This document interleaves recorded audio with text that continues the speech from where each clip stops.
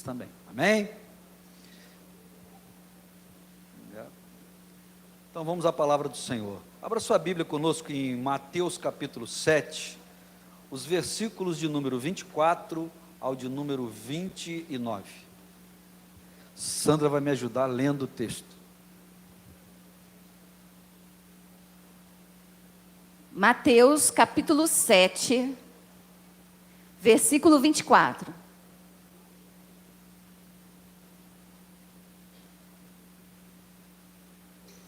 Quem encontrou diz amém. Amém. Versículo 24 de Mateus capítulo 7 diz assim: todo aquele, pois, que ouve estas minhas palavras e as pratica, será comparado a um homem prudente, que edificou a sua casa sobre a rocha. E caiu a chuva, transbordaram os rios, sopraram os ventos, e deram um ímpeto contra aquela casa, que não caiu, porque fora edificada sobre a rocha. Todo aquele que ouve estas minhas palavras e não as pratica, será comparado a um homem insensato, que edificou a sua casa sobre areia.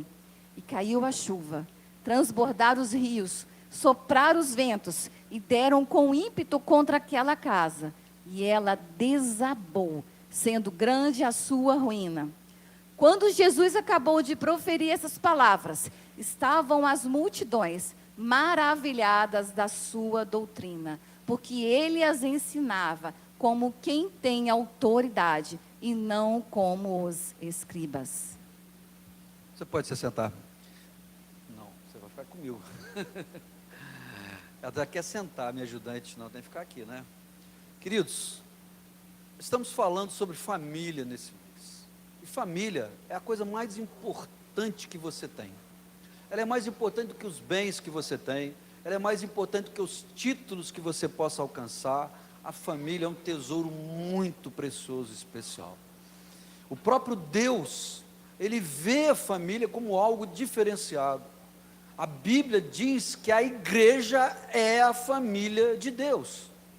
Então a gente vai encontrar vários textos na Bíblia que vão se referir à família, de uma forma especial e importante, segundo a ótica do próprio Deus. Então é importante valorizarmos, lutarmos, investirmos, cuidarmos das nossas famílias, todos os dias do ano. E aqui a gente vê Jesus falando, e ele exemplifica sobre duas construções são feitas. E aqui o importante não é a casa em si, porque pode-se construir uma casa, mas essa casa pode não ser um lar. Podemos estar juntos como pessoas e não sermos família segundo a visão de Deus. Podemos ter pessoas agrupadas num imóvel, mas não termos ali uma família e nem um lar. Então o essencial, o importante, o objetivo de Deus é que nós sejamos família, é que nós tenhamos um lar, e que esse lar e essa família sejam abençoados por Deus. E para isso, algumas coisas precisam acontecer. A gente precisa seguir algumas orientações da própria palavra de Deus.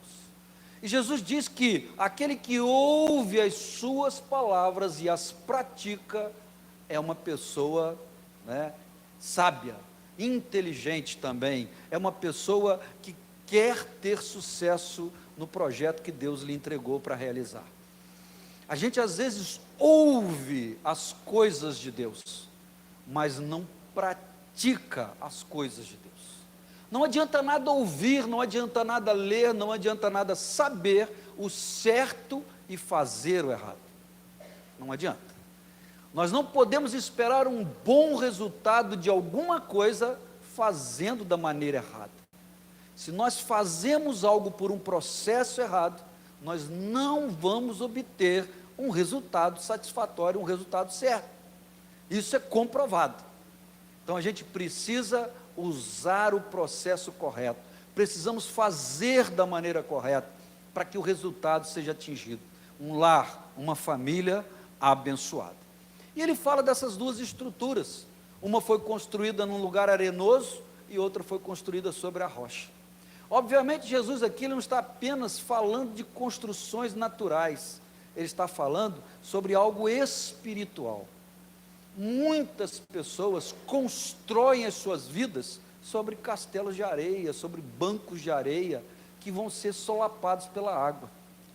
E outros constroem sobre a rocha. E a rocha quem é?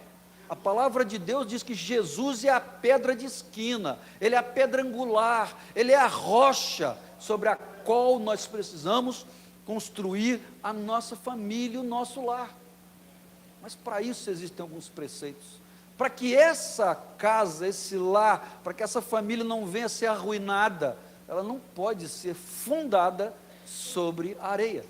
Ela precisa ser fundada sobre a rocha.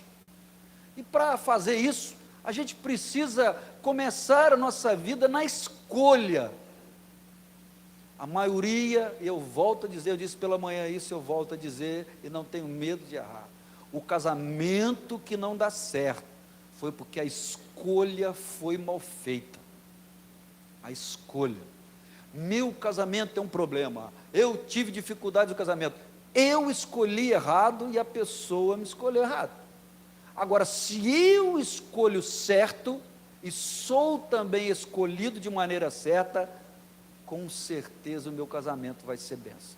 Só reclama do casamento, só fala mal do casamento quem escolheu errado. Quem escolhe certo, não fala mal de casamento. Você já me viu falar mal do nosso casamento? Não. Nem vou falar, porque eu escolhi muito bem. Escolhi muito bem. Não existe uma mulher como essa, respeitando a sua esposa naturalmente, que você pensa o mesmo dela, né? Mas para mim não existe uma mulher como a Sandra. Então, queridos, nós precisamos aprender isso. O primeiro passo para se ter um lar abençoado é a escolha. A escolha. A gente precisa escolher segundo critérios de valor. Que critérios são esses? Critérios bíblicos, irmãos. Às vezes as pessoas ficam como crianças, né? Tem gente que vive na igreja a vida toda e parece criança. Fica achando que Deus vai colocar na porta dele uma caixa com a pessoa que ele espera para a sua vida. Não é assim que as coisas acontecem. Não é assim. Se você entrar dentro de um quarto e ficar pedindo a Deus uma esposa, ou o contrário, né? Pedindo um esposo, você vai morrer de velho sozinho. Você tem que sair. Você tem que ir em ambientes saudáveis, porque você só vai encontrar uma pessoa boa num ambiente saudável. Se você vai num ambiente comprometido, um ambiente adoentado, você não vai encontrar uma pessoa saudável ali, por um relacionamento saudável. Então você tem que sair, você tem que buscar isso, e a partir disso, submeter à vontade de Deus. E é aí que muitas pessoas erram, não é? Muitas pessoas erram. Ah, pastor, mas por que você sempre repete isso, diz isso? Eu digo isso, irmãos, pelo seguinte, porque se você assumir que Deus escolhe uma esposa para o marido, e um marido para a esposa, você vai ter que aceitar que Deus erra, porque senão não haveria divórcio, senão haveria traição, não haveria separação. Então, Deus não erra. E se Deus não erra, Deus também não separa ninguém para ninguém, é você que escolhe, e você precisa da ajuda de Deus. Por quê? Nós não sabemos escolher da maneira correta. Quando a gente estava se conhecendo, né, conversando, a gente estava com muito medo, não estava? Muito receio, muito medo não, receio. Eu tinha preocupação, mano. Tenho 2 filhos, um casal, ela também, 2 filhos, e a gente preocupado como é que seria juntar todo mundo num lugar só. Será que isso vai dar certo? Será que, como é que eles vão olhar para mim, como é que os meus filhos vão olhar para ela também, ela para os meus filhos, né, eu para os filhos dela, como é que vai ser isso? E nós tínhamos muitas preocupações, e nós levamos 1 ano pensando, pedindo a Deus direção, para a gente poder resolver isso. E quando nós resolvemos, foi só bênção, não é? Só bênção, né? Problema e dificuldade todo mundo tem. Se alguém pensa que vai se casar e vai viver só de beijinho e abraço, você está enganado, né? Claro que não é assim. Tem dia que você vai discutir, vai pensar, vai se entristecer com alguma coisa, mas quando nós casamos com alguém que nós escolhemos, e foi aprovada pela palavra de Deus e por Deus, tudo será superado. Essa é a primeira coisa para se ter um lar abençoado. A segunda coisa é nós aprendermos a planejar a nossa vida. Queridos, como as pessoas entram num casamento para formar uma família sem nenhum planejamento. O rapaz está lá desempregado, a moça desempregada, estão querendo casar. Vão viver de quê? De oração? De amor? Porque toda moça apaixonada diz que mora até debaixo da ponte, mas a maior mentira que um homem pode ouvir é essa. Na hora que a coisa aperta, ela grita, ela pula, ela não quer aquilo não, quer ir para debaixo da ponte não. Eu já aviso bem aos rapazes, larga de ser bobo. Mulher é um ser caro, que custa, mas vale a pena. Glória a Deus por isso, né? As mulheres ficaram quietinhas assim, pensei que elas iam se alegrar quando eu falei isso, nem falaram nada. Mas é sério, queridos. Quem quer casar com uma mulher que anda toda largada? Hein? Não passa um batonzinho, não passa um creme, chega perto do marido, vai dar um beijo e fala, Cruz, que bafo, você quase me derrubou. Ninguém quer isso. A gente quer uma mulher bonita, bem arrumada, elegante. Eu faço questão que a minha mulher sempre esteja mais bem vestida do que eu em qualquer lugar.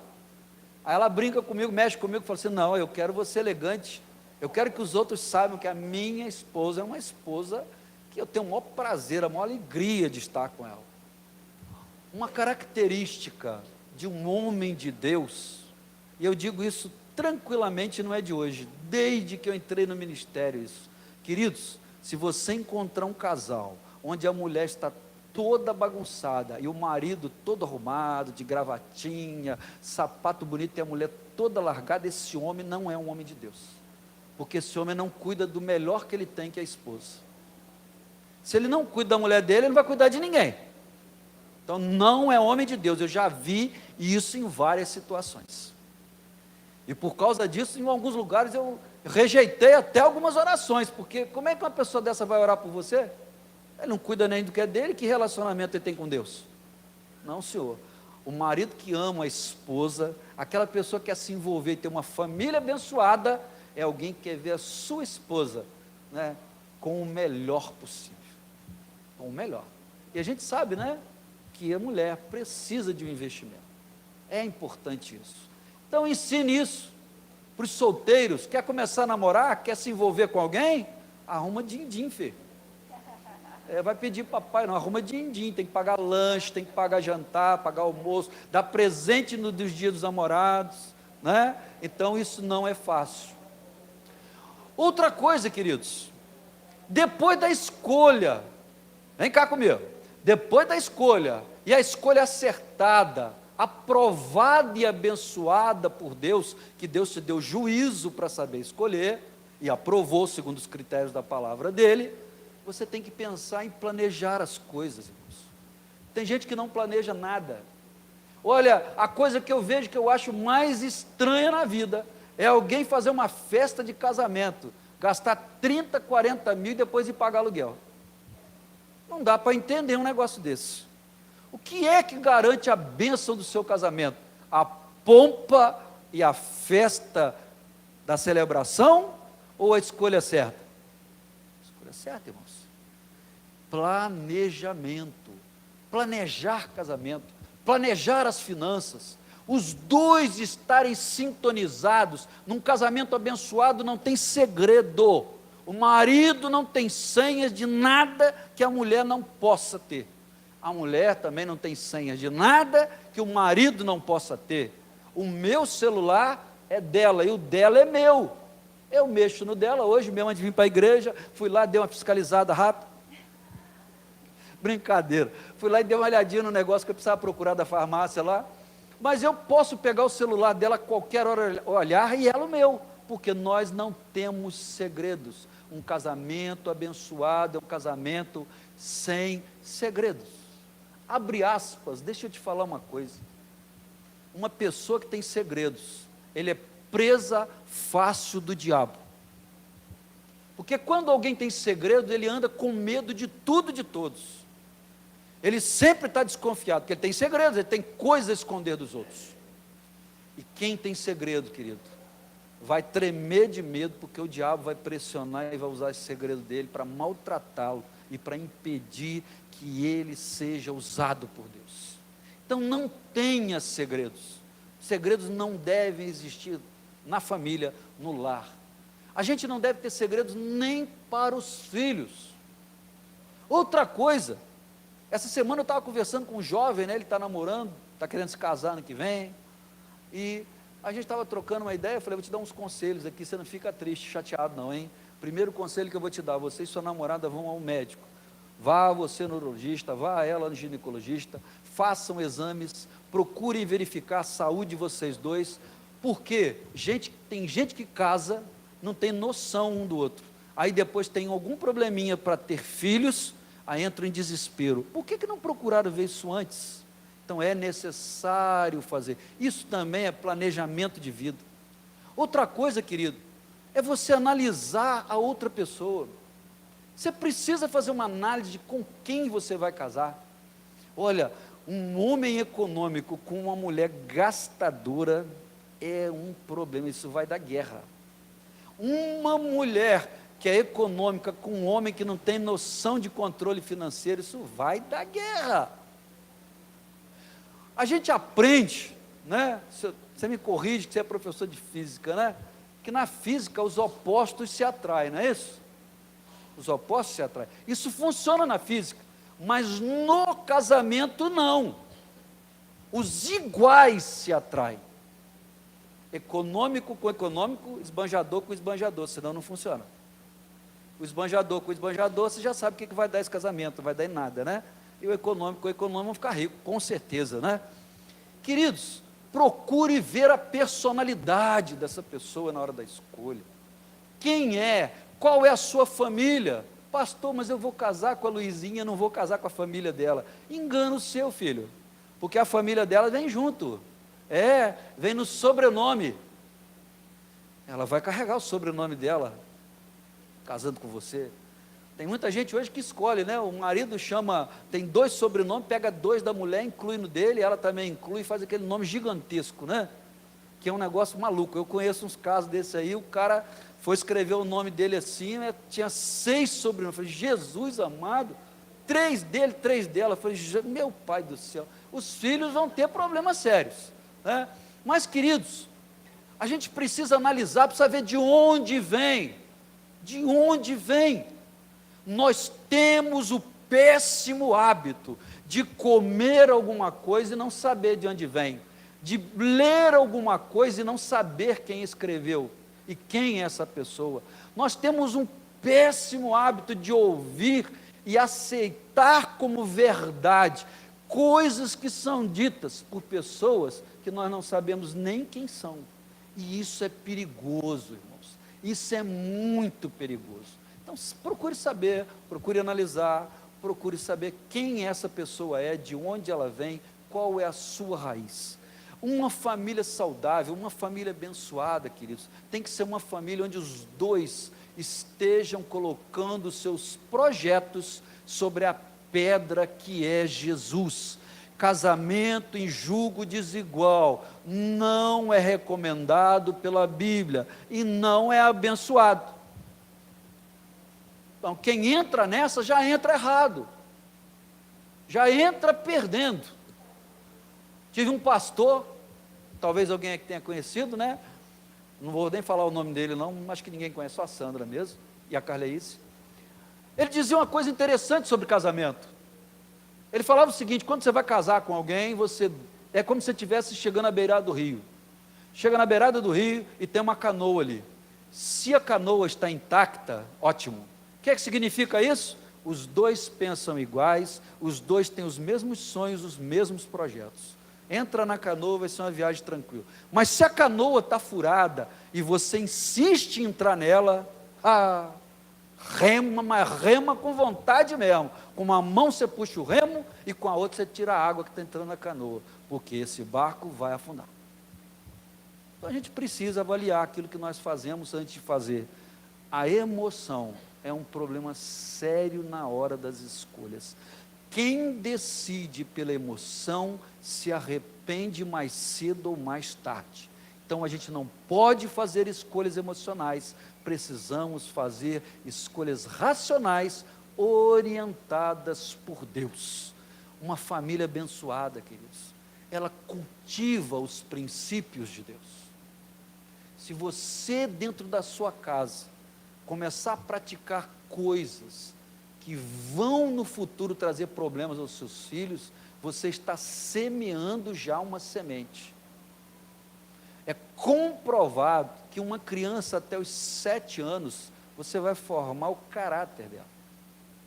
Se ela for criada num lugar ruim, com uma influência péssima, há uma chance de 90 ou mais por cento de que ela seja igual àquele lugar onde ela está. A influência das pessoas e do meio onde ela é criada. As exceções existem, mas a regra é essa. Então aquilo que você semeia, você colhe. Por exemplo, se você está na sua casa e você já tem filhos, ou pretende tê-los, e você começa um almoço, um churrasco, servindo bebida alcoólica na mesa, e os seus pequenos estão vendo aquilo, eles vão ter a propensão à bebida alcoólica. Se você vê coisas que não agradam a Deus, eles terão a propensão de entrar nesse caminho. Então, queridos, tem que ter cuidado. Um lar abençoado é um lar que edifica. Alguém aqui quer algo de ruim para os filhos? De jeito nenhum. Nós queremos o melhor para os nossos filhos, assim como os nossos pais queriam o melhor para nós. Por algum motivo, às vezes as pessoas erram, mas, querido, nós precisamos tentar errar o mínimo possível e acertar o máximo, para que os nossos lares sejam abençoados. Olha, aqui havia uma casa, ela tinha portas, ela tinha janela, tinha estrutura, ela tinha telhado, possivelmente ela já estivesse toda pronta por dentro, imobiliada, queridos. Não havia diferença de uma casa para outra. A diferença que existia é onde uma foi feita e onde a outra foi feita. Isso, queridos, é a questão espiritual. Se a gente não tiver uma base espiritual no lar, queridos, o nosso lar vai ruir, vai afundar, queridos. Você não pode querer que uma criança viva num ambiente de xingamento e não xingue.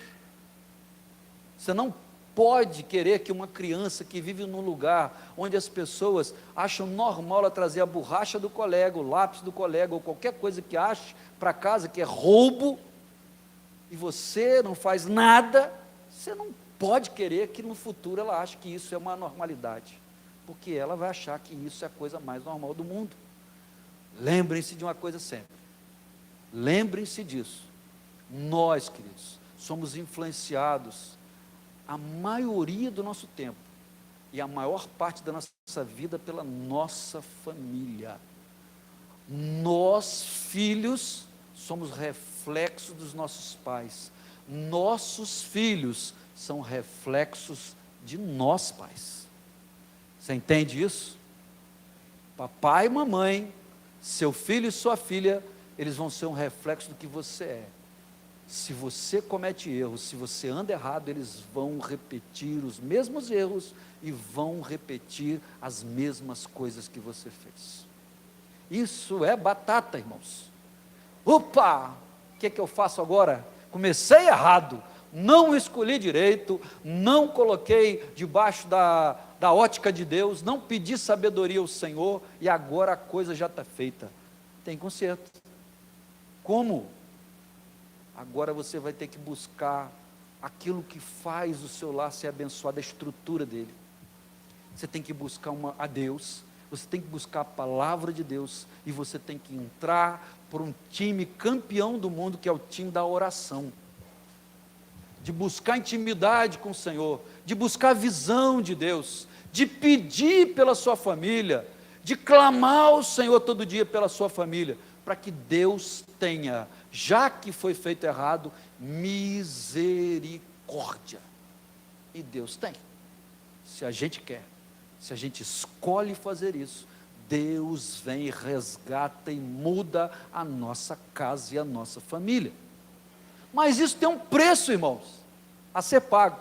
Um preço de decisão, um preço de autoridade. A maioria dos lares está se rompendo hoje, porque as pessoas não estão respeitando o que a Bíblia ensina. Se você ler a carta aos Efésios, você vai entender como é que deve ser um lar. Você vai entender como é que o marido trata a esposa, como é que a esposa trata o marido, como é que os pais tratam os filhos e os filhos tratam os pais. Hoje, a grande maioria dos filhos não tem o menor respeito pelos pais. Na maioria dos lugares. Graças a Deus não é o caso de vocês aqui, mas se você for olhar na cidade, você vai encontrar muito disso por aí. Sem nenhum respeito. Por que você acha que quando você chega num ônibus, tem um garotão sentado ou uma garota sentada e não se levanta para uma gestante, para um idoso ou um deficiente físico sentar? Por que você acha que acontece isso? Que ele é ruim, né? Não, ele aprendeu isso na primeira escola dele, que se chama família, casa. Ele aprendeu isso dentro de casa e hoje ele está reproduzindo isso na sociedade.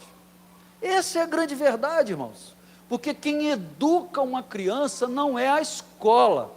A escola ensina o necessário, disciplinas, questões lógicas, científicas, que são necessárias a preparar uma pessoa intelectualmente para ter uma profissão no futuro. Mas educação, como tratar aos outros, isso é ensinado dentro de casa.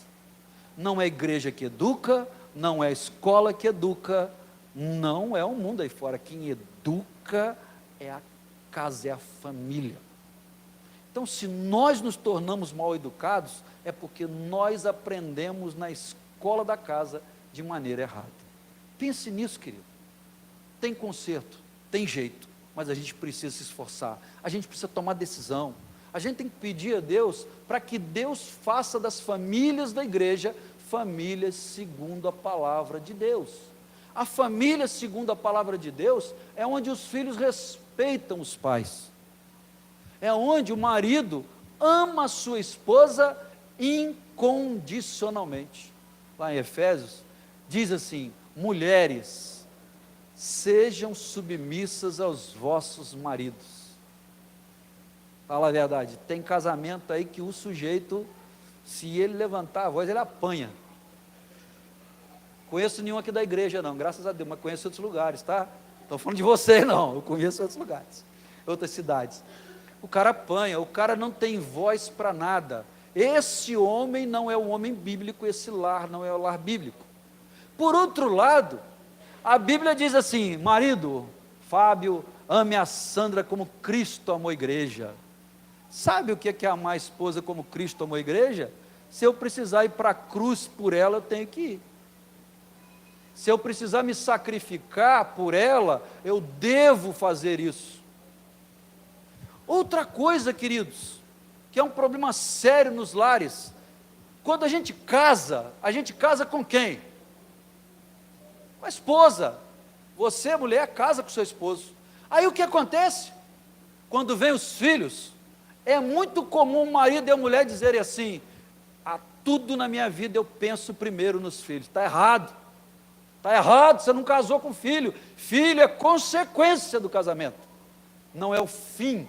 Ele não é o objetivo do casamento. O objetivo do casamento é a esposa. Então, antes dos meus filhos, vem a Sandra. Antes dos filhos dela e dos meus, venho eu. Se a gente não lembrar disso, irmãos, a gente vai ter um casamento, um lar estranho, esquisito e não segundo a Bíblia. A gente precisa lembrar disso. Quantas vezes, queridos, a gente não sabe colocar uma palavra de carinho, de amor para a esposa. Nós estamos fazendo agora, vamos fazer em janeiro, né, 7 anos. 7, né? Não, 8. Não, 8 é um de namoro. 8 anos de namoro. 8 anos que nós estamos namorando, nós não paramos de namorar. Tem gente que casa, para de namorar. Não tem uma palavra de agrado, não tem uma palavra de carinho, não tem nada mais. Se bobear, o cara olha e fala assim: ô, Você está muito gorda, mulher. Se cuida, hein? Está andando todo esculhambado, hein? Ao invés de ir lá e comprar um presente, dar e falar assim, meu amor, quero te ver ainda mais linda do que você é. Não, vai lá e fala mal da esposa. A esposa olha para o marido também e fala algumas coisas. Eu conheço homens, irmãos, não é nenhum que está aqui não, glória a Deus por isso, amém? Não é nenhum de vocês não, mas eu conheço homens que uma vez um disse para mim, se a minha mulher engordar, eu devolvo para a mãe dela, já falei com ela. Aí eu falei assim, você já se olhou pelado no espelho? Aí ele falou assim, não, por quê? Eu falei assim, olha rapaz, olha, essa mulher tem coragem de te encarar, hein? Aí ele ficou sem graça comigo. Falei, rapaz, antes de você olhar para tua mulher, olha para você, cara. Como é que você vai querer algo que você não faz? Dê primeiro, depois peça. A gente precisa aprender isso numa família abençoada, queridos. Uma família abençoada onde os filhos entendem a condição financeira dos pais. E eles nunca vão exigir o que os pais não possam lhe dar. Já ouviu a seguinte frase? Eu já ouvi. Não dos meus filhos, mas já ouvi em outros lugares. Me botou no mundo, agora aguenta as consequências. Isso não é um filho que respeita o pai e a mãe. Isso é um filho desnaturado ou uma filha desnaturada. Porque ele não é grato, porque só está vivo, porque teve um casal que lhe deu vida. Então a primeira coisa é ser grato ao pai e à mãe. Segundo lugar, irmão, não importa quem gerou você, honra ao pai e à mãe, é um mandamento bíblico que dá longevidade, dá vida longa. Quem não honra seu pai e sua mãe, morre mais cedo. Você quer viver mais tempo? Honre seu pai e sua mãe, honre. É importante isso, queridos. Então a família abençoada, onde tem respeito, onde todos sabem conviver, sabem das suas responsabilidades e sabem também dos seus direitos. A gente precisa restaurar a família bíblica na igreja. Tem que parar de viver do jeito que a gente está vendo isso aí hoje no mundo, queridos. As famílias das igrejas hoje estão vivendo igualzinhas as famílias do mundo. Não há diferença. Não há diferença. É briga, é xingamento, é palavrão dentro de casa, é desrespeito. E às vezes, queridos, nós, homens, pais, não temos autoridade para tomar atitude. Quantas vezes o avô e a avó se metem na educação dos filhos? E isso é uma coisa absurda, porque quem educa filho é pai e mãe, não é avô e avó. Sabe por quê? Porque avô e avó foi feito para mimar neto, e um dia eu vou fazer isso também, vou mimar também, vou estragar meus netos. Todo mundo faz isso. Por isso que a gente não pode se meter, tem que deixar o papai e a mamãe cuidar. Você já chegou perto da sua mãe e do seu pai? Minha mãe faleceu já, tadinha. Mas a minha mãe era aquela pessoa assim, que ela ficava com a gente o maior parte do tempo que meu pai estava trabalhando, e ela ficava em casa com a gente, trabalhando em casa. E às vezes o meu irmão aprontava muito, e eu tomava a culpa. E ela chegava, né, e você já viu a sandália havaiana voadora, né, acerta o alvo, mas é impressionante, parece que tem um chip naquele negócio, né, e a gente tomava uma sandalhada, às vezes ela vinha e dava uma lambada na gente. Quando eu casei e tive meu primeiro filho, ela disse para mim assim, nunca encostei a mão em você e no seu irmão. A avó tem outra característica, memória curta, não lembra nada, não lembra, é verdade. Você pensa que não é assim não? Outro dia o meu filho me lembrou, né, falou lá, que eu dei umas varadinhas nele lá, uma época lá, quando ele era pequenininho, e eu falei, não estou lembrado disso não. A gente vai perdendo a memória. Por isso a gente não educa mais. Quem educa são o pai e a mãe que estão com a memória boa, irmãos. Aprenda isso, isso é bíblico, queridos. Se a gente não viver princípios bíblicos, nós não poderemos desejar resultados bíblicos no nosso lar. Deus chamou você para ter uma família abençoada. Deus chamou você para ter uma família alicerçada, uma família com princípios e bases bíblicas. Deus não te chamou para que a sua família seja mais uma na cidade, mas Deus te chamou para ter a família que Ele quer. Tenha consciência disso, pense nisso, ore, não desista da sua família, querido. Querida, não desista da sua família, lute pela sua família. A nossa família é a coisa mais importante nessa terra, queridos. É aquilo que nós temos que lutar para preservar a todo custo, porque é uma bênção de Deus nas nossas vidas. Que Deus te abençoe, que a sua família prospere, que a sua família cresça, que a sua família seja receptora de bênçãos sem medida, todos os sentidos e em todas as áreas. Hoje também é dia de ceia